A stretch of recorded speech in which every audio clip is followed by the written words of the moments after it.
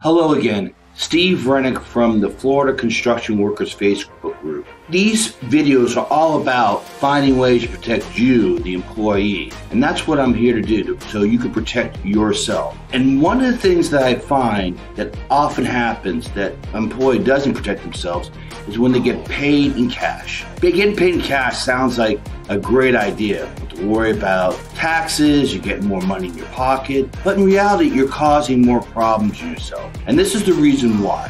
One of the problems with getting paid in cash, you can never, or I won't say never, it's very difficult to prove that you worked for that employer. When does that come into play? Well, that will come into play if you have some type of claim against the employer.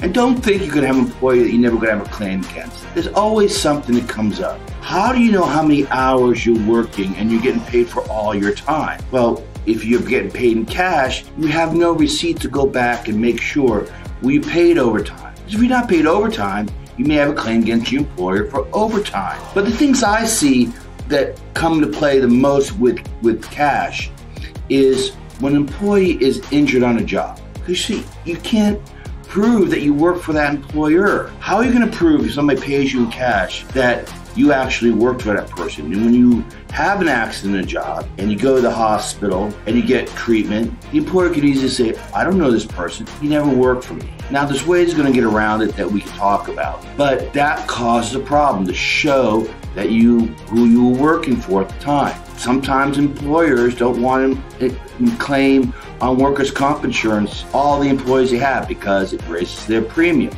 The more employees they have, the higher the premium. Well, that doesn't protect you. It protects the employer. Finally, and I'm not an expert in this area, but I do know that you ultimately have tax consequences with this. You get paid in cash, you still have to get paid taxes on it. Just because you get paid in cash doesn't mean the IRS is never going to find out about it. Always ways you can find out about it. You're not protecting yourself. So how can you protect yourself? Well, the easiest way is to get paid by a company check. Now, one of the reasons you're getting paid in cash initially because the company doesn't want to pay you by check.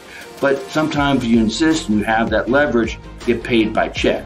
But even if you can't get paid by check, and you have to get paid in cash, make sure you get some type of receipt for the number of hours you work and the number of days you work and what you're making per hour. Even if it's signed by the employer, that documents that you're working for that employer. Also, you can keep records yourself. Sometimes I've had clients who have deposited the money into the bank account every 2 weeks, just that cash. And that way they have that documentation. You keep records yourself of all your cash payments on a calendar.